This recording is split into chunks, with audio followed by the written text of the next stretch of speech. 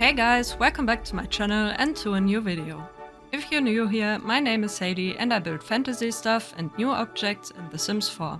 And I'm addicted to the T.O.O.L mod by Twisted Mexi. In this video I'll show you how I made this magical, three-sided nook that is inspired by the wonderful artist Evergreenqueen. It was made without CC using the T.O.O.L mod to arrange and rotate objects, which is not needed to download the build from the gallery, even as a console player. This nook includes 3 functional seats, a desk and an easel. Without further ado, let's get into the video cause I'm so excited. Excited because my year started with the most amazing thing happening to me, so don't mind the first minutes being storytelling. As you may or may not know, I'm not only creative within The Sims, but I also draw for pretty much my whole life. That's why I always love to search for artworks to try and recreate them in The Sims 4. Got a Pinterest board full of all different kinds of concept arts, and surely enough there are quite a bunch from Evergreenqueen on there. Sweet beans that you are, a bunch of you tagged me in her work on Twitter every now and then, cause she obviously is just as passionate about clutter as I am. And that one fateful day someone tagged me again, someone being my hero Ninny, and I guess that's what made Brit saw my stuff, and next thing I know is she's following me back and commenting under a build of mine asking for permission to draw it. Like, what? Her work has been such an inspiration and I super adore her, so please imagine me freaking out and fangirling like an 11-year-old. I was blessed by the Evergreenqueen, so of course I had to do something dedicated to her work. It was just a few days after that when I was browsing Twitter as my morning routine and saw this beautiful piece, and I was just like, yep, that's it. Got out of bed like 7 AM in the morning and started building, cause it didn't leave my head, so let's get into how exactly I brought it into the game. It started super simple, 2 walls, a bed, a desk and, well, a first concept of a little spiral stair. Didn't match the color scheme I was going for, but I'll do another one later on. Cut to me switching out the bed for a sofa, which I elevated 2 times. You can elevate most items 2 times while keeping them still functional, and it just needed to be a bit taller to look like the reference. I covered up the gap on the bottom with a shutter box from Snowy Escape that I rotated by 90 degrees so the footprint, the green marking underneath an item, faces down. This way it usually doesn't block the item it's placed in. I put it into place using the gravity pull function of T.O.O.L and changed the color to a darker brown. I grabbed a drawer from Outdoor Living and placed it on the back wall before I went on to create the shelf system. Again trying to get down all the basic shapes of my reference first. I resized the shelves with T.O.O.L to fit the wall better, painted the wall in a dark brown color and then switched from the small to the medium wall heat. I grabbed a column from Cottage Living, rotated it upside down and placed it on the edge of the shelf. I then cloned the shelves and arranged 4 of them using T.O.O.L to adjust the placement. Once that was done, I placed columns on the wall's edges and replaced the sofa once again with ottomans and the columns on the shelves with little wooden posts from Eco Lifestyle.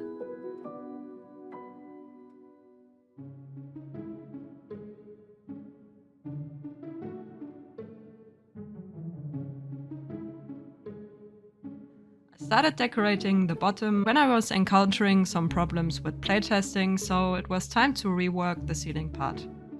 I had to build a little platform and place the ottoman near the edge, this way the sim would use it without stepping on the platform. Brought back in the shutter box and then I created a bigger seating area using 3 ottomans aligned instead of just 1.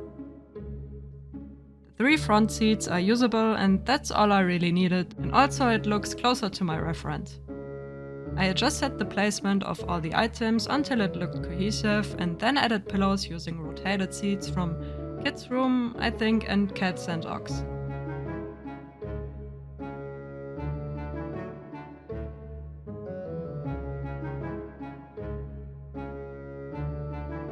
Once they were in place, I tried to make the bottom part look a bit more exciting and ignore the decals on the front, but I added a bench from Auto Retreat as an armrest to the sofa.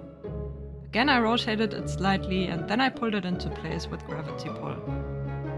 I added the Cottage Living column to the edge of the wall before I used doors to create a texture on the wall. I sunk them into the ground so the round part would meet the edge of the shelves, and then placed rotated cutting boards inside the cutout to close it up. All in dark brown swatches. This looked very similar to the texture on my reference, so I was super stoked about it. I'm sure I'll use this technique to make some walls less boring in the future. I see so many possibilities with all the different shapes and sizes of doors we have, and you could combine it with windows too, which I will do later on. It was really fun and I can't wait to play around with it more.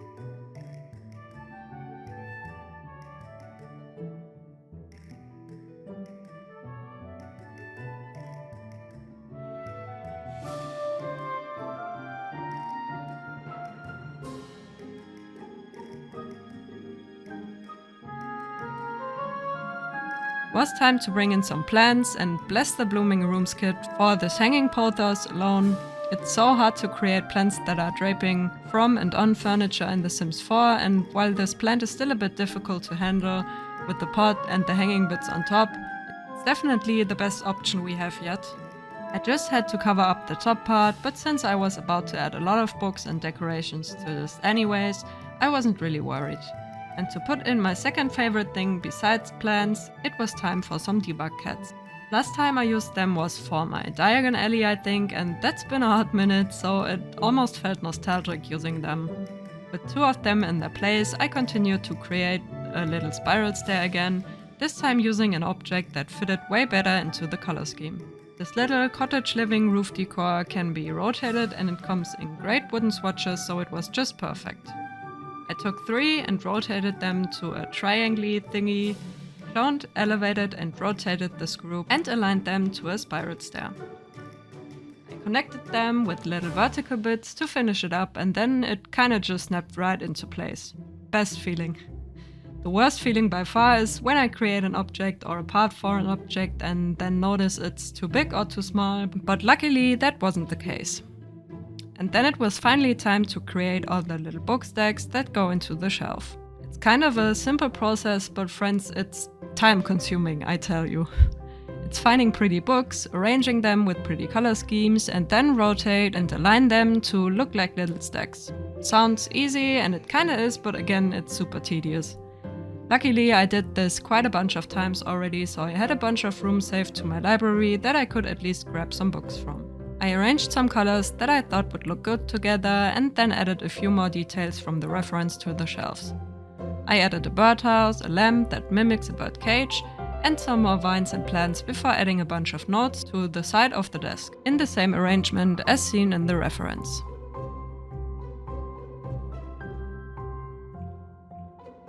Resized, rotated and aligned them with T.O.O.L and then finished them up with little wooden knobs as pins, which gave it that tad bit of detail it needed.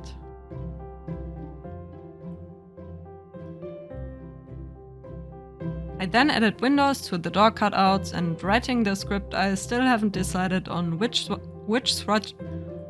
swatch to use, but I guess you can decide that for yourself if you download this. The purple swatch has so much beautiful detail, but I'm not sure if it's too much detail. Again, you'll be able to decide for yourself with the simple use of the swatch tool. And now let's go get these books into the shelf. So this part of the footage is longer than all the other parts combined, while I'm pretty much doing the same thing over and over again, so let's talk about my plans for 2022. As you may or may not have noticed, the previous year wasn't really a good one when it comes to uploading builds. I mean, I built a lot of things that are still in progress. Whole Hobbit-inspired save file, a kingdom built on a turtle, a little half-timbered village with gorgeous landscaping, all to be finished and uploaded in 2022. Hopefully. I don't know what exactly the problem is, but my mind keeps hopping from idea to idea and I just can't seem to follow my brain. I had to pack so much footage on an external drive because my PC is exploding with half or completely unedited footage that I have to catch up on. I really hope I can somehow find drive to finish all those previous projects soon, because I really love how each of them turned out. And I also want to do more tutorials because I have quite a long list of things and little tricks I want to tell you about, but yeah, I'm struggling to catch on, but really looking forward to finished projects. Then my next stop in 2022 would be getting into pixel art. I just adore the vibe around it so much, and being limited to only squares to create something with depth and texture seems like such an intimidating but super fun thing to try out. The only time I really did was with the design tool in Animal Crossing, but I mean, I barely even scratched the surface of pixel art with that. But it was super fun and I learned so much with every little dress or path I created, so I can only imagine how much fun real pixel art would be. Really hoping I can find time to get into it properly. I wanna draw plants and little magical things and plants and potion bottles, all with tiny little squares. It sounds so exciting to me. Next step would be getting an internship as a graphic designer, which was kind of the first thing I ever had in my mind, and I never really went that route, so I think it's finally time for me to get into the world of Adobe and professional digital art. One can do great things with Procreate or other free programs, but I just feel like I've been sleeping on the power of Photoshop and Illustrator and all these programs for my whole life, so it's about time to tackle it. I think that's about enough things to set myself up to do in 1 year, and I'm curious to see what I have accomplished by the end of the year. I chose curious instead of excited because I doubt myself 24/7, but let's go, I guess.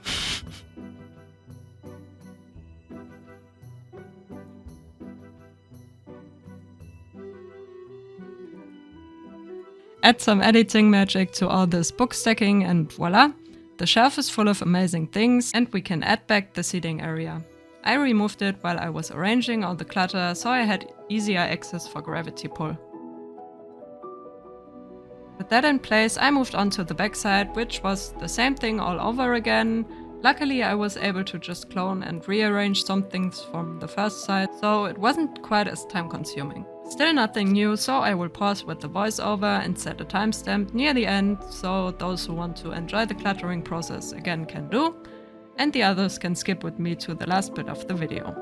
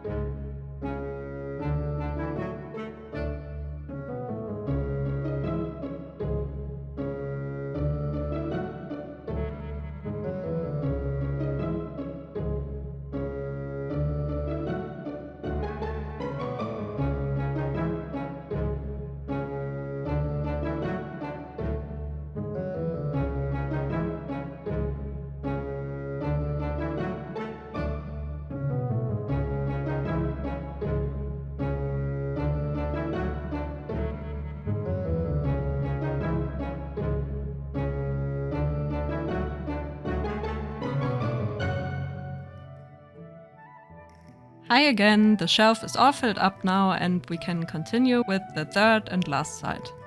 I placed an easel to draw on, made a little shelf for paints and added some chalks that I made previously. You can get those together with some watercolors on my gallery as I've uploaded them as a separate room. Just search for watercolors in my gallery and you should find them. I was always missing some artsy clutter, so one day I just had to do it. I created another little shelf filled with books and stuff, but I feel like you've seen enough of that, so let's skip to the finished thing. I love how it turned out and also how many little details of the reference I was able to put in. I think I will soon attempt another work inspired by Evergreenqueen's work, as it's just so whimsical and full of clutter and just right up my alley. She has a gorgeous kitchen as her banner on Twitter, and I think kitchens are something I avoid the most, so it would definitely be a nice little challenge. But first of all things, I have a collab coming, and it only took us like 2 years to finally do this, but now I'm super excited that Kate Emerald and I will work on a little project together.